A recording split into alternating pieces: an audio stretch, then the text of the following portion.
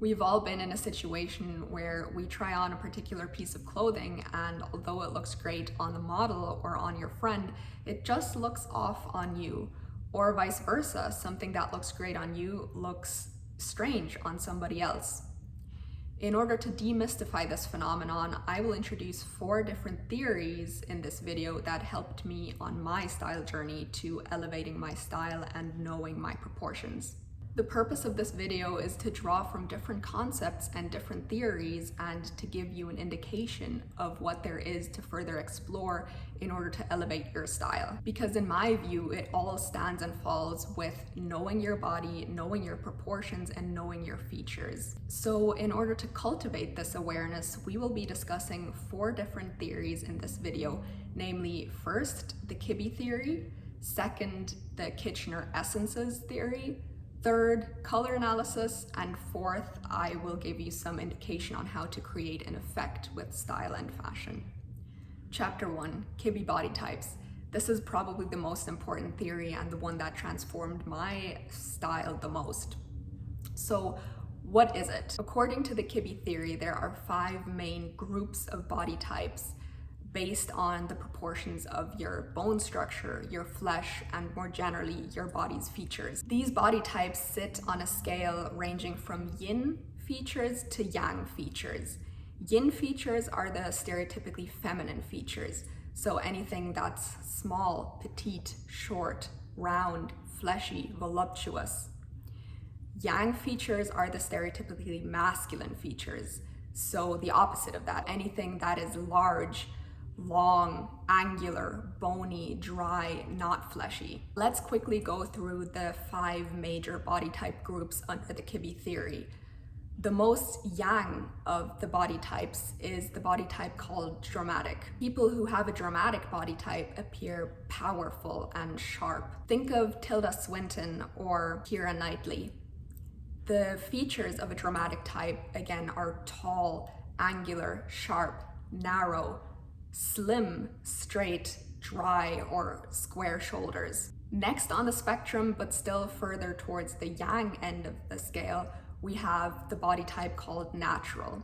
Naturals appear broad and muscular in their body. Think of Angelina Jolie or Jennifer Aniston. They're still quite tall and angular, but compared to dramatics, they're broad. They have width in their body, so their shoulders might be quite broad, and generally their body might be quite broad. Cameron Diaz, for instance, is another natural. Think of Jennifer Aniston's chin. It's quite broad and blunt. So to contrast it with the dramatic body type, whose angularity is more sharp and narrow, a natural's angularity is broad and blunt. Then right in the middle of the spectrum, we have a body type called classic. As the name might suggest, this body type is very balanced and moderate. It combines both yin and yang features, and these features are very balanced and moderate and blended in this body type. Classics are neither particularly tall, nor particularly short, nor particularly rounded, nor particularly angular, just very balanced in every regard. Their bodies are quite symmetrical and evenly proportioned. There are no extremes. Grace Kelly is a classic example for classics. Next up, we have gamines. The gamine body type, in my view, is the trickiest maybe to type. Gamines appear very fresh, youthful, cheeky, and even boyish. Think of Audrey Hepburn or Twiggy or the Olsen twins. Similarly to the classic body type, the gamine body type also combines both yin and yang features. However, while in the classic body type, we see a more blended and well-rounded mixture of both yin and yang features, in the gamine body type, we can see extremes. Typically, gamines are very short, which is a stereotypically yin feature.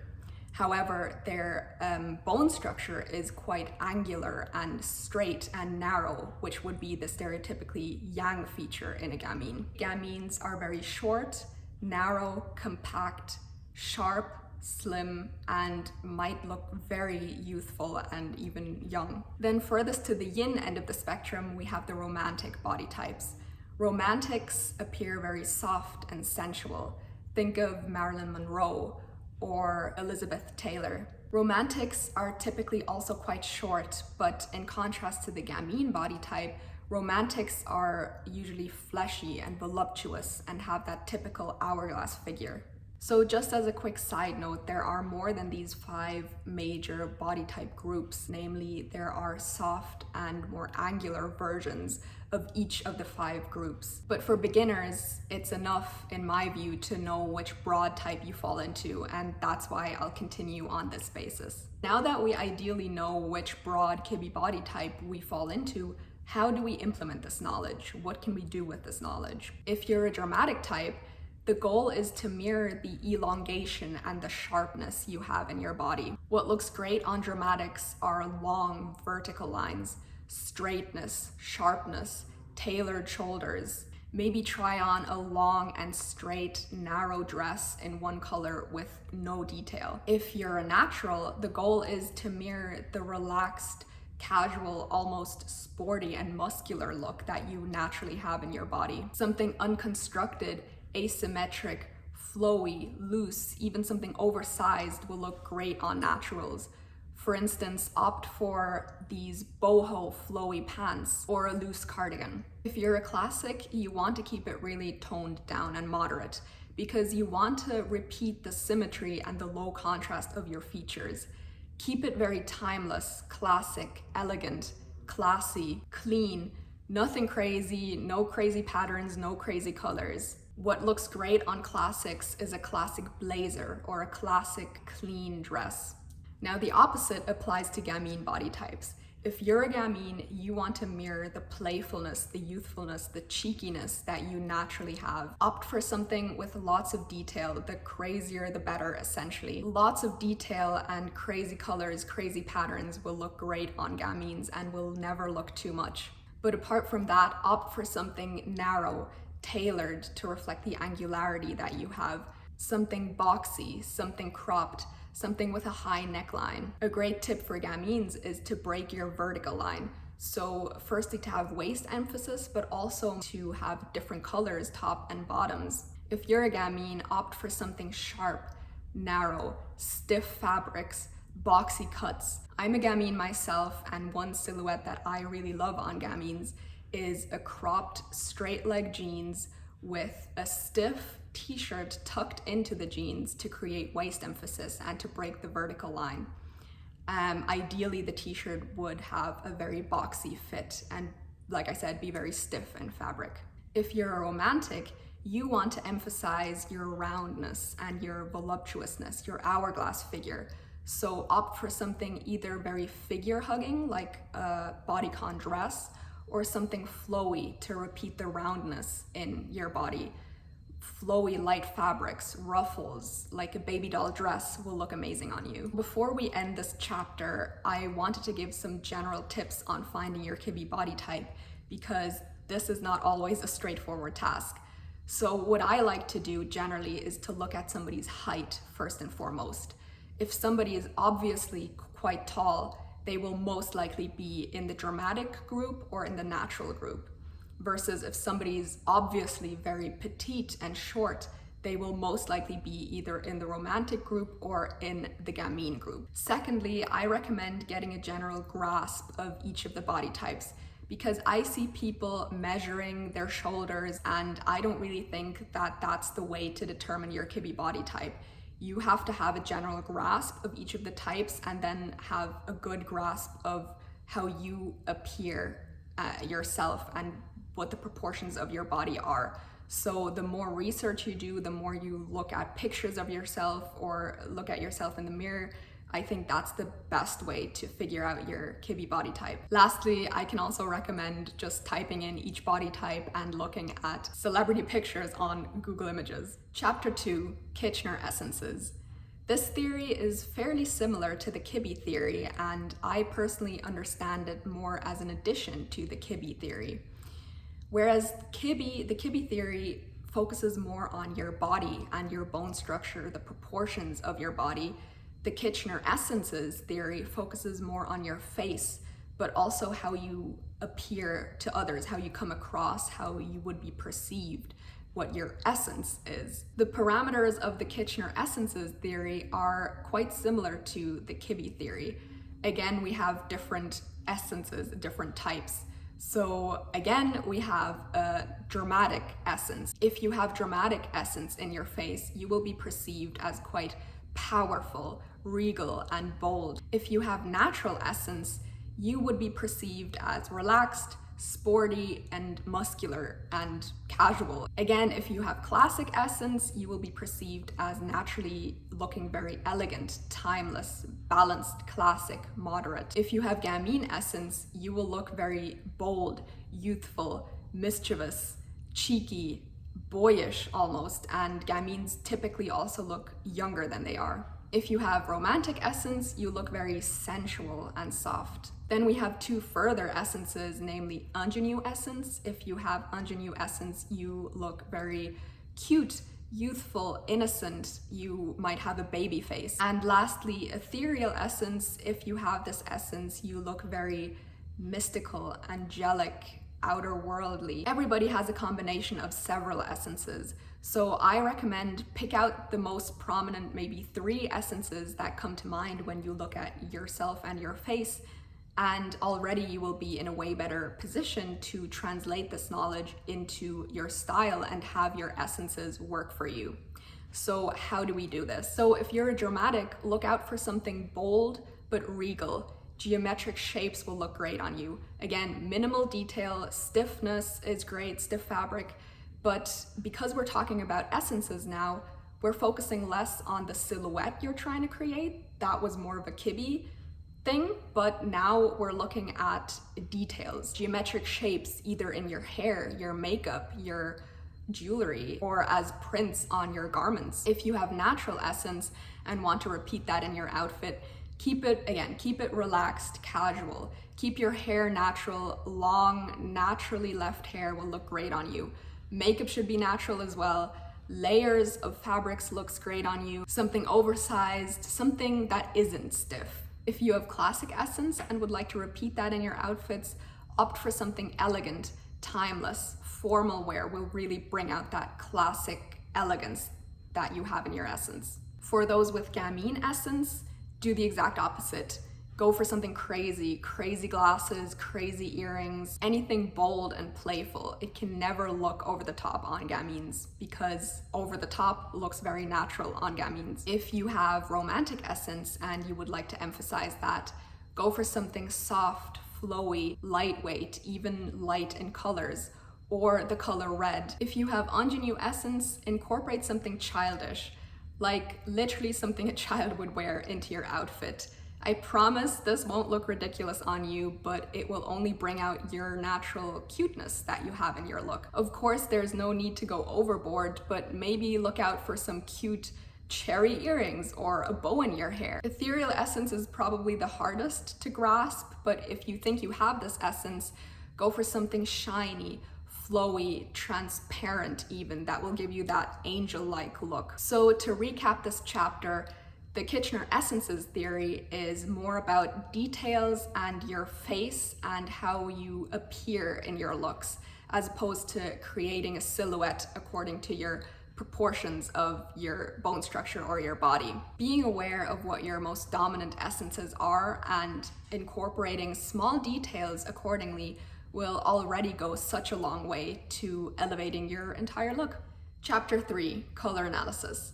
So far, we've only looked at shapes and silhouettes, so let's look at the colors of your features now. Color analysis is probably also the most well-known of the theories, but in case you're unfamiliar with the theory, there are 4 color seasons, and within each color season, there are 3 subseasons. And knowing which season we're in, or more specifically which subseason, will tell us which colors are most harmonious with our features. How do we know which color season we're in? Look at your eyes, your skin, and your hair. And essentially there are 3 key parameters that determine which season you're in if you look at your hair, your skin, and your eyes. We have warmth, so if you appear warm or cool. Next we have if you appear more light or more dark in your features. And third, we have contrast. This is probably the most complicated to understand. I personally think it has two separate meanings. The first of which is the contrast between your features. So if you have dark hair and light skin, that would translate to having high contrast. Equally, if you have medium hair and medium skin, that would be low contrast. The second is to look at one specific feature and look at the contrast of the different colors within that feature. So if you have either green or brown eyes, or you might have a color in between green and brown, and so blend different colors. The latter would translate to low contrast, and if you have one tone in your feature, that would translate to high contrast. Have a think about these three parameters and then come up with the most dominant one for you. At first glance, when someone looks at you, will they notice that you're particularly light in your appearance? You have blonde hair, light skin, blue eyes. That would place you in either the spring or the summer season. Or if you appear particularly dark hair, dark skin, dark eyes, that would mean you're most likely in the winter or the autumn season. Or your dominant feature could be that you're warm. So you might have auburn, warm brown hair and brown eyes. That would place you in either the autumn season or the spring season. Or your dominant feature is that you're cool. So maybe you have ashy blonde hair and blue eyes. That would place you into the winter or the summer season. If your dominant feature is that you have high contrast, that would mean that you're either in the winter or in the spring season. And if you have low contrast, that would mean you're in the softer seasons. So in either autumn or summer. Again, as soon as you know your main season, you can dig deeper into what your sub-season is. Just to address the ideal colors for each season briefly, if you're in the winter season, go for bright, cool, and dark colors. If you're in the spring season, go for bright, light, and warm colors. If you're in the summer season, opt for light, cool, and soft colors. And if you're in the autumn season, opt for warm, dark, and soft colors. And just to distinguish between bright and soft colors, as this might cause some confusion, soft colors just means low in contrast, so muted colors that aren't true versions of their color. So for instance, I'm wearing a soft green color as my waistcoat here because I'm in the autumn season. So soft, muted colors will look better and more harmonious on me than bright, intense colors. They might overpower my more soft features. To recap this chapter, color analysis is again about mirroring your features, more specifically the colors of your features in your outfits. Chapter 4, creating an effect. This is the most fun chapter because thus far we have only looked at what our ideal style should be according to our bone structure, our flesh, our proportions, or our colors. But of course, fashion is also about expressing yourself. Now that we have a thorough grasp of our body's features and proportions, we can start playing with fashion. You create an effect by being very aware of both your features and proportions and everything we discussed, but also your style and your aesthetic. That allows you to consciously break the rules of the recommended style according to the theories we discussed in order to create a specific effect. Because you need to know that dressing yourself according to the style recommendations discussed in this video will make you look your most feminine and your most stunning. However, that may not always be the goal. For example, I have always naturally gravitated towards black pieces, like the color black in my outfits. This goes against my true autumn color palette in that black looks too harsh on my soft, warm features. If I, as a true autumn, wear the color black, that creates a slight disharmony. This disharmony creates edginess. In contrast, if someone who was in the winter season wore the color black, that would look super harmonious on them because black is in their color palette. It wouldn't look harsh or edgy on them. It wouldn't create the same effect as black would create on me. If someone who was in the winter season wanted to create that same effect, they would have to do more than merely wear black. As you can see, creating an effect is highly individual, and different tools will create different effects on different people. How do I know which effect I want to create with my outfits? To answer this question, I recommend coming up with adjectives that describe your style, or if you don't know what your style is, adjectives that describe pieces that you've always gravitated towards in the past. You might ask yourself, do you want to appear more strong or more delicate, more timeless or more eccentric, more minimalist or more experimental, more formal or more casual, more cute or more powerful? Choose one of my adjectives or come up with your own adjectives that best describe your style or what you naturally always gravitate towards.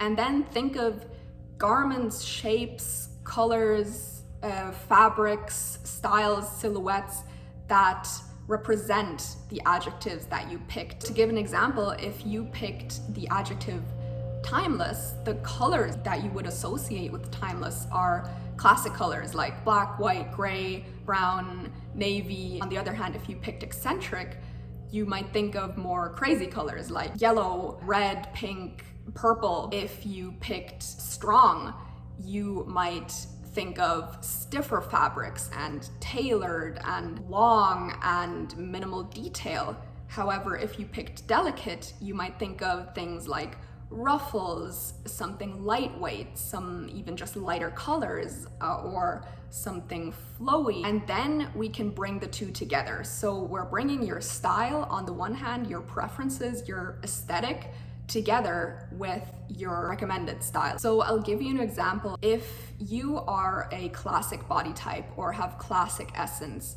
and you picked eccentric, that doesn't naturally go with the classic body type because, as we know, classics appear very timeless. Classic and eccentric is the opposite to that. So how do we reconcile the two? A classic who prefers an eccentric style could, for instance, opt for a classic top but with a slightly crazy pattern or slightly crazier earrings. That in itself will suffice to create the desired effect on the classic.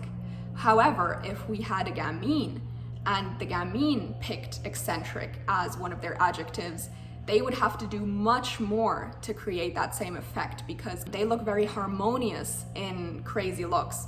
So a gamine would have to lay it on way thicker than a classic in order to create that very same effect. Lastly, one thing that I see a lot is when women whose body types and essences are more on the yang side of the spectrum want to look more feminine because they think they don't look feminine enough, and then dress in very yin romantic lines. So think of Keira Knightley in a baby doll dress. It just looks off. Of course, by all means, wear whatever you want to wear, but bear in mind that dressing according to your recommended style will make you look your most feminine. This is because there are different expressions of femininity, and a romantic's expression of femininity will not be a dramatic's expression of femininity. This is because a dramatic's expression of femininity is this more regal and powerful essence, which is no less feminine than a figure-hugging dress on, say, a Marilyn Monroe. If a dramatic wanted to incorporate an element of cute and delicate, which wouldn't naturally be associated with the dramatic body type, I would recommend subtle changes like going for rounded shoulders as opposed to the sharp tailored shoulders that would normally look most natural on a dramatic. Subtle changes like that will fully suffice to create the desired effect. Going full on baby doll dress as a dramatic will make you even look a bit ridiculous. Bear in mind that you will always look your most feminine and your most stunning in your recommended lines. To sum up and conclude this video, I briefly introduced 4 different theories and tools with which you can find your most harmonious style. First, we discussed the Kibbe Theory, which seeks to create your optimal silhouette. Next, we looked at the Kitchener Essences theory, which focuses in more on your face. Thirdly, we discussed the color analysis theory, which seeks to repeat the colors that you naturally have in your features in your outfit to create harmony. Lastly, We looked at how to deliberately break the rules of your recommended lines to create a specific effect. I hope this video was helpful to you, and thanks for watching.